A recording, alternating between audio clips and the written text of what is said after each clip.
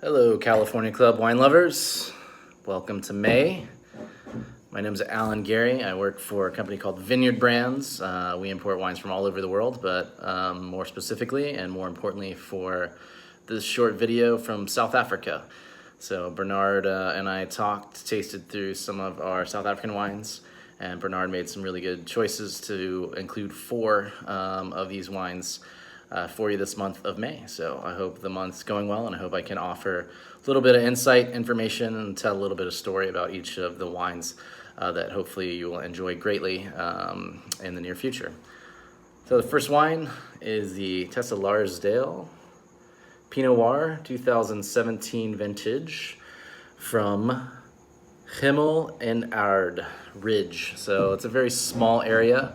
It's actually in Walker Bay. So if you know South Africa at all, not many people do, including myself, as far as personal experience, but looking on a map, you can look and see where Cape Town is, and just east of Cape Town is a small bay called Walker Bay. That's a little bit cooler area, a little microclimate that's really become a great area to grow Pinot Noir, Chardonnay, and some other typical cooler climate grapes in the Southern Hemisphere and in South Africa.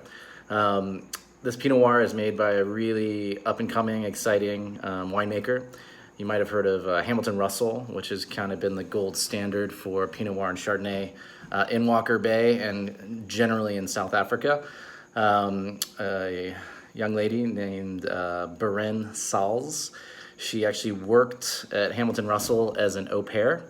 And was really interested and fascinated by wine, and she was local to this area, to Walker Bay and Hemel en Aarde. Her family had a plot of land there that had been in her family since the early 1800s, and Hamilton Russell, Anthony Hamilton Russell, mentored her and hired her full-time to make wine with him, and from that she eventually went back to her own family's property, planted Pinot Noir and Chardonnay, and started making wine. So this is only her third vintage of having her own label, but she was under the tutelage of some pretty great winemakers at Hamilton Russell and crafted this really nice Pinot Noir. So enjoy, cheers.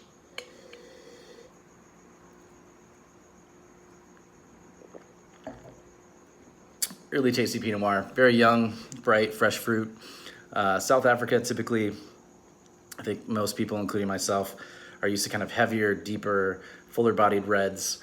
I think this is a really beautiful expression of Pinot Noir, light, bright, good acid. Part of that is, like I said, in Walker Bay in that area. It's a little bit cooler climate.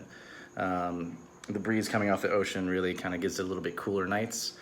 Warm summers, lots of sunshine, enough rain. In South Africa, unlike in other countries like the United States, you can't irrigate. There is a shortage of water there, and they do not allow irrigation for the vineyards. So everything that we have today, and almost everything you'll have from South Africa, there's a few exceptions in South Africa now, wineries that kind of have gone around the laws because they pre-existed some of the laws on water rights. But pretty much everyone dry farms, does dry farming for all of the wines. So water is extremely important, and in this area, there's enough of it and enough rainfall to make quite a fantastic wine. So I hope you enjoy it. A second wine, we're gonna go from a young winemaker to kind of a more seasoned veteran working on a pretty iconic property. So we're gonna have the Buchenhuiskloof, say that 5 times fast, Syrah, the 2015. So the Syrah, nice Rhone varietal. A lot of times when people think about South Africa, including myself when I first was learning about South Africa, my new perception was New World, Southern Hemisphere, young vines, younger wine region, but it actually predates the United States and many other countries. Just because it's outside of Europe, we consider it a New World wine. But the Dutch settled in South Africa in the 1600s, and with them, when they came to South Africa, They had just built recent wine growing region, Bordeaux at the time, and we have the Dutch to thank for the right bank of Bordeaux.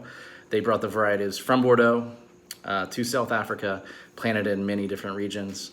Buchenhuiskloof was one of the first areas. I believe it was 1760. I'll double check the date. But that was when this winery is planted with Bordeaux varietals. On the label, you'll notice there's 7 chairs. Buchenhuiskloof roughly translate to the ravine of the Buchenhuis. The Buchenhuis is a birch tree that is grown in this area and was well known for making furniture. So the Dutch, as well as planting vineyards here, cut down some of the birch trees, made furniture out of it, and those 7 chairs represent the craftsmanship of the original family that came, cut down the trees, and made furniture from this birch tree that grows in the area. So cool little story. Mark Kent is the winemaker here. He's very well known around the world, and especially in South Africa. He also makes Wolf Trap, Chocolate Block, Porcupine Ridge, and all of the Buchenhuiskloof wines.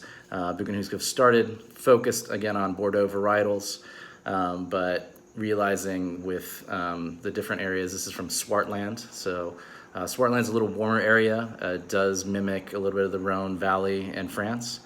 So warm temperatures, so the Rhone varietals really respond well to that heat, and thus you have 100% Syrah.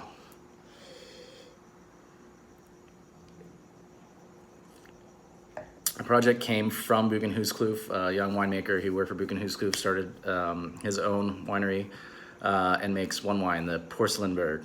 It's a great wine if you ever see it. It's all white label, 100% Syrah. He actually sells some of the fruit, so 20% of this Syrah comes from the Porcelenburg vineyard. The other vineyard is called Gold Mine Vineyard, which is a very well-known Syrah vineyard in Swartland. So really great wine. Nice age on this. Really tasty, impressive. This is a wine that, if you're not having it right now, I would open this. I don't think you need to decant it, but I would open it. Just leave it open for about an hour, and it really opens up. Tannins get nice and integrated. It's really delicious. Again, to another iconic property, Constantia Glen. So this is the 2012 Constantia Glen. So Constantia is an area in South Africa, very close to Cape Town. This is, again, like Buchenhuiskloof, one of the first areas planted with vineyards in South Africa. If you ever get the opportunity to go to South Africa, more specifically Cape Town, this is a very easy drive. Constantia is just southwest of Cape Town, and well-known growing region.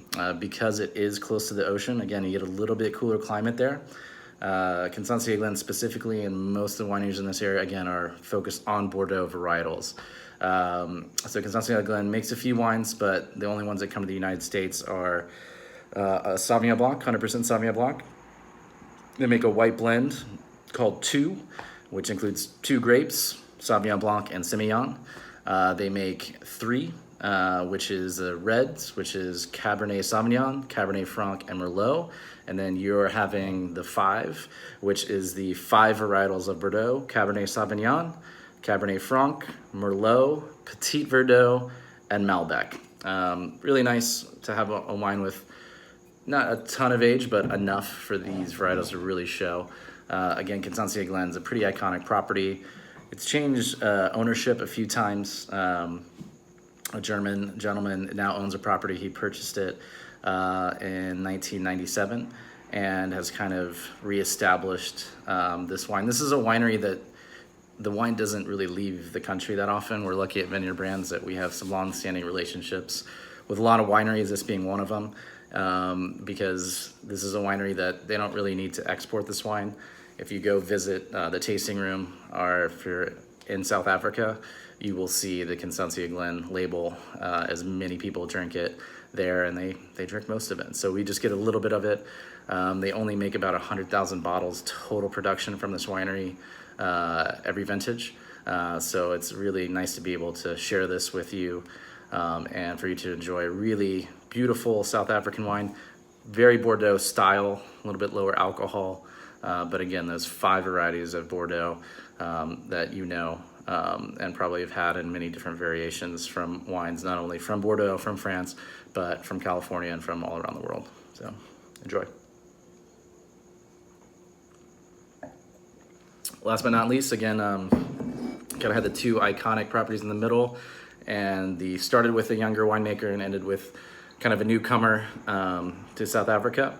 This is Stark Conde. Jose Conde is the winemaker here. He's actually an American gentleman who worked in finance for a long time, lived in New York, Tokyo, met a woman who's now his wife, who is South African, and when he came to visit her family, he fell in love with South Africa. They moved there, and he shortly after bought vineyards and said, this is what I want to do. I want to make wine. I want to live in South Africa. This is a dream. So a lot of us have that dream. This gentleman is living the dream, as they say. Jose Conde is a really interesting fellow, and he got lucky and was able to buy some really great vineyards. He started in Stellenbosch. So this is what we're having here, the 2016 Cabernet Sauvignon from Stellenbosch. If you know South Africa, Stellenbosch is probably a region you've heard of. It's one of the more famous regions in South Africa for wine growing, and specifically, again, for those Bordeaux varietals. This is 100% Cabernet Sauvignon. This is made in a little bit different style. There's a little bit of oak, but it's mainly neutral oak. So this is kind of a fresh, kind of lower alcohol. I think it's 14%. Cabernet Sauvignon, which for South Africa is on the lower side. Because Stellenbosch does get pretty warm. A little bit cooler nights. They're a little bit higher altitude. They're northeast, again, of Cape Town. Most of the wine growing regions in South Africa are within maybe 3-hour driving distance to 4-hour driving distance to Cape Town. Everything's kind of centrally located around Cape Town. So if you look at a map, you can see where all these regions are that I'm mentioning. But again, a really nice way to kind of taste a few different regions, a few different expressions, and a few different varieties, and hopefully you enjoyed them and you got to see a little bit of what South Africa has to offer, and some very high quality, very well made, very well balanced wines, and I'm happy to show them to you, and I hope this video was helpful. Cheers, be safe, stay strong, enjoy wine.